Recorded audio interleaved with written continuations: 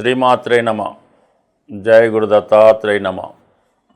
ఈ వీడియోలో మనం జనవరి 1 నుంచి 15 మధ్యలో జరగబోయే పక్ష ఫలితాలు పరిశీలించినప్పుడు మరి తులారాశి వారికి ఈ పక్ష ప్రారంభంలో అనవసరమైనటువంటి ప్రయాణాలు, చాలా ధన వ్యయం జరిగే అవకాశం ఉంది. అంటే వార ప్రారంభంలో ఈ 3 రోజులు మాత్రం ఇటువంటి ఖర్చులు ఎక్కువగా ఉండడం, అలాగే కొంత మనీ వేస్ట్ అవ్వడం, అనవసర ప్రయాణాలు, చివరి నిమిషంలో ముఖ్యమైన పనులు వాయిదా పడడం, ఇవన్నీ ఉంటాయి. కాబట్టి వీళ్ళు మాత్రం సంవత్సర ప్రారంభంలో కొంత జాగ్రత్తగా ప్లాన్ చేసుకోవాల్సి ఉంటుంది.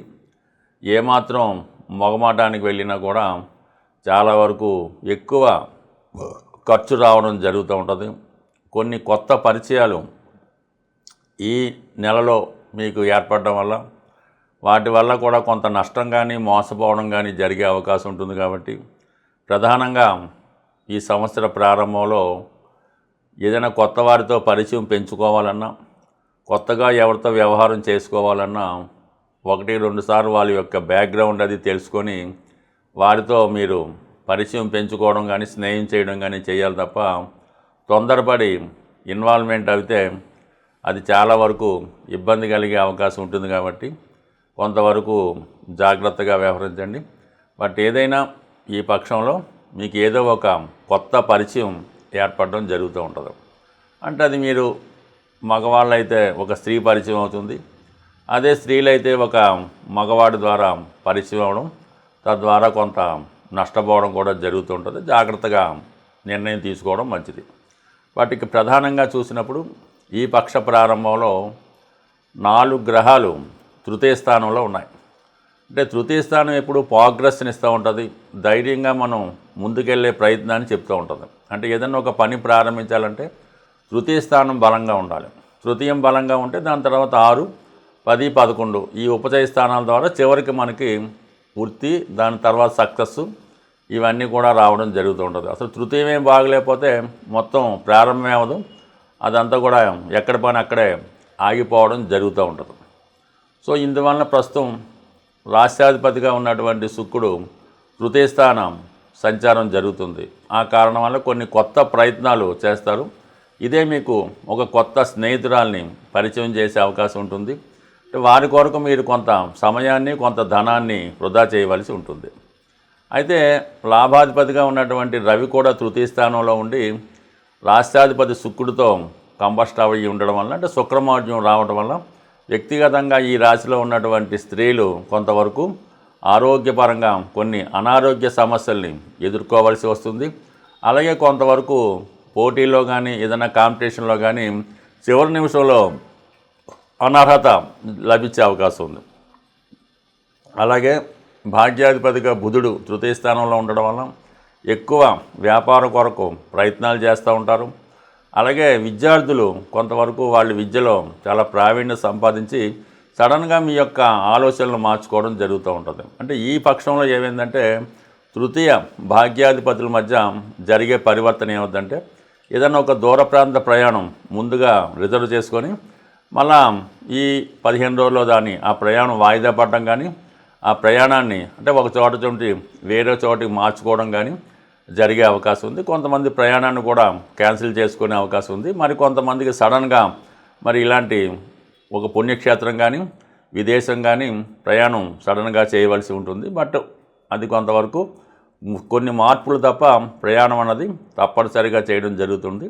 విద్యార్థులు కానీ ఉన్నత విద్య కొరకు విదేశం వెళ్ళాలనుకునే వారికి ఇది ఒక చక్కని అవకాశం. కాబట్టి గతంలో మీరు ఏదైనా ఒకసారి ఇలాంటి విదేశ ప్రయత్నమో ఉన్నత విద్య కొరకు ప్రయత్నం చేసి ఉంటే అది ఈ సమయంలో మళ్ళీ తిరిగి ఇంకొకసారి ప్రయత్నం చేయడం వల్ల ఆ ప్రయత్నం అన్నది చాలా వరకు సక్సెస్ అవ్వడం జరుగుతూ ఉంటుంది.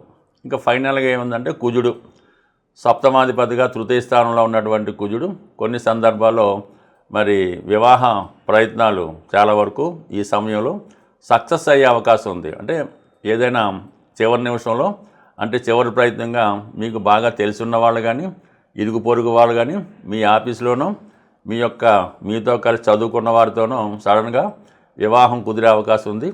అలాగే ఏంటంటే ఈ వివాహం కూడా కొన్ని తర్జన భర్జనలు, కొన్ని అభిప్రాయ భేదాల మధ్య సడన్గా వివాహం అనేది ఖచ్చితంగా ఫిక్స్ అవుతుంది. అది వివాహానికి కూడా ఒక తేదీ కూడా ఈ సమయంలో నిర్ణయించుకోవడం జరుగుతుంది. ఎందుకంటే రాష్ట్రాధిపతి శుక్రుడు, సప్తమాధిపతిగా ఉన్నటువంటి కుజుడు రెండు కలిసి మూడో స్థానంలో, అంటే ఒక అగ్రిమెంట్ స్థానంలో ఉండడం, ఆ స్థానంపై గురువు యొక్క దృష్టి ఇవన్నీ కూడా వివాహ విషయంలో ఒక ఒప్పందం అన్నది ఈ పక్షంలో మీకు జరిగే అవకాశం ఉన్నది. ఇంతవరకు ఈ ప్రయత్నాలు బాగున్నాయి. అయితే ప్రధానంగా వృత్తిపరంగా మాత్రం కొన్ని మార్పులు తప్పనిసరిగా ఈ వారంలో మీకు రావడం జరుగుతుంటుంది. అంటే మీకు వేరే ఉద్యోగం సెలెక్ట్ అవ్వడం కానీ, వేరే ఉద్యోగానికి అర్హత రావడం వల్ల ఈ ఉద్యోగాన్ని విడిచిపెట్టి కొత్త ఉద్యోగానికి రావడం కూడా జరుగుతుంది. కొన్ని అదనపు బాధ్యతలు ఈ రాశి వారి మీద రావడం కానీ, మీరు ఏదైనా ఒక ప్రస్తుతం ఉన్నటువంటి ఫీల్డ్ నుంచి, అంటే ప్రస్తుతం ఉన్న వృత్తి నుంచి వేరొక వృత్తిలోకి మారడానికి కూడా ఇప్పుడు ఉన్నటువంటి ఈ ప్రయత్నాలు చాలా వరకు నెరవేరే అవకాశం ఉంది. అయితే ఇవన్నీ అనుకూలంగా ఉండడం, శని భగవానుడు మీకు 6వ స్థానంలో ఎక్కువ విజయ అవకాశాలు రావడం వల్ల ఏదైనా ఈ సమయంలో ఉద్యోగం కొరకు ఎదురు చూస్తున్న నిరుద్యోగులు కానీ, కొత్తగా విద్యను పూర్తి చేసి ఉద్యోగం ఎదురు చూస్తున్న వారికి చాలా వరకు ఈ పక్షంలో కొత్త ఉద్యోగ ప్రయత్నాలు, నిరుద్యోగులకు కూడా ఉద్యోగ అవకాశాలు వచ్చే అవకాశం ఉన్నది. అయితే పంచమ స్థానంలో ఉన్నటువంటి రాహు మిమ్మల్ని కొద్దిగా కన్ఫ్యూజ్ చేస్తూ ఉంటాడు. మీరు వృత్తిని నిర్ణయించుకునే విషయంలో జాగ్రత్తగా వ్యవహరించవలసి ఉంటుంది. అలాగే ఈజీ మనీ కొరకు ఆశపడి ఉన్న ధనాన్ని పోగొట్టుకోకుండా జాగ్రత్తగా వ్యవహరించడం మంచిది. గోచార రీత్యా మీరున్నటువంటి రాశికి గ్రహాలు అనుకూలంగా వచ్చినప్పటికీ కూడా మీ జన్మజాతకంలో దశలు, అంతర్దశలు అనుకూలంగా ఉన్నప్పటికీ కూడా ప్రధానమైనటువంటి విషయాల్లో మరి ఇప్పుడు ఉద్యోగం, అలాగే వివాహం, ఈ రెండు అవకాశం రావటం లేదు. ఉద్యోగం రావటం లేదు, వివాహం జరగటం లేదు. వివాహపరమైన సమస్యలు మీకు ఉన్నాయంటే కంప్లీట్గా మీరు నివసిస్తున్నటువంటి గృహంలో కానీ, మీకు అంటే ఓనర్షిప్ కలిగినటువంటి గృహంలో కానీ వాస్తుపరమైనటువంటి దోషాలు మిమ్మల్ని ఇబ్బంది పెడుతున్నాయని చెప్పచ్చు. ఉదాహరణకి నైరుతి భాగంలో, దక్షిణ నైరుతి కానీ పడమర నైరుతి కానీ దోషం ఉన్నప్పుడు మీరు అర్హత కలిగి ఉన్నప్పటికీ కూడా ఉద్యోగాన్ని సంపాదించలేకపోతూ ఉంటారు.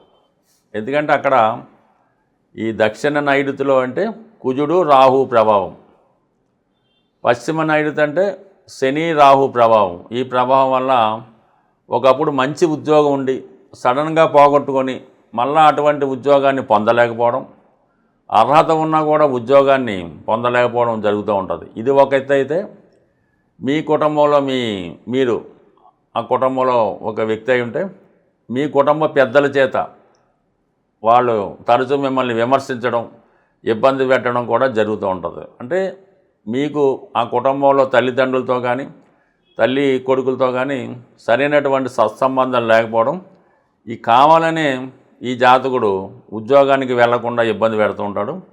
అది ముందుగా ఆ నైరుతి దోషాల్ని మీరు సరి చేసుకుంటే, అంటే నైరుతి పెరగడం కానీ, నైరుతిలో గోతులు కానీ అనేక రకాలుగా ఉంటాయి.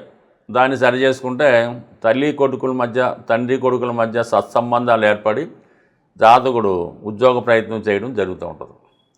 అలాగే వాయువు దిశలో ఉత్తర వాయువు ప్రాబ్లం ఉంటే ఆ కుటుంబంలో వివాహం అన్నది ఆలస్యం అవుతూ ఉంటుంది.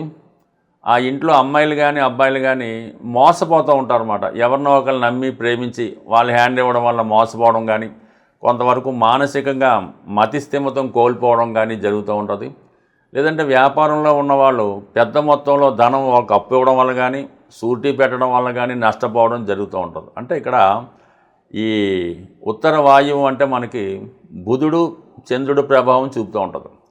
ఈ జన్మజాతకంలో బుధుడు, చంద్రుడు కలిసినా కూడా వాళ్ళు చిన్నప్పటి నుంచే డబ్బు సంపాదించాలనే ఆసక్తితో ఎక్కువ ధనం సంపాదించి ఎవరో ఒకరు నమ్మి మొత్తం మోసపోతూ ఉంటారు.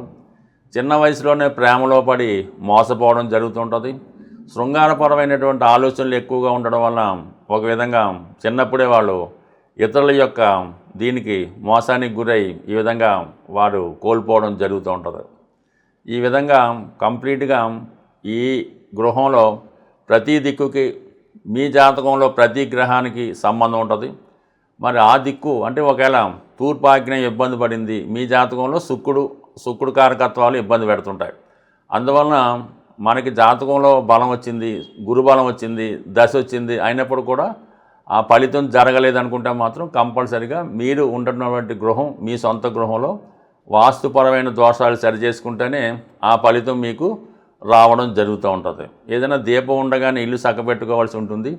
ఆ దశ వచ్చినప్పుడు దశమానికి సంబంధించిన దశ వచ్చింది, ఆ దశలో ఉద్యోగం రావట్లేదు, గృహంలో ఉన్నటువంటి వాస్తు ప్రాబ్లం సరి చేసుకుంటే ఉద్యోగం రావచ్చు. తీరా జాతకంలో గోచార రీత్యా దశరీత్యా ఈ దశ అయిపోయింది అనుకోండి, అంటే టైం అయిపోద్ది, అప్పుడు వాస్తు సరి చేసుకున్నా కూడా లాభం ఉండదు. కాబట్టి ఏదైనా జీవితంలో తొందరగా సెటిల్ అవ్వాలంటే కంప్లీట్గా గృహాన్ని కూడా మనం పరిశీలించుకొని సరి చేసుకుంటేనే జీవితంలో మీరు సెటిల్ అవ్వడం జరుగుతూ ఉంటుంది. బట్ ఏదైనా నమ్మినా నమ్మకపోయినా వాస్తు యొక్క ప్రభావం ప్రతి ఒక్కరి జీవితంలో, ఆ కుటుంబంలో ప్రతి ఒక్కరి మీద ఉండే అవకాశం ఉంటుంది. స్వస్తి.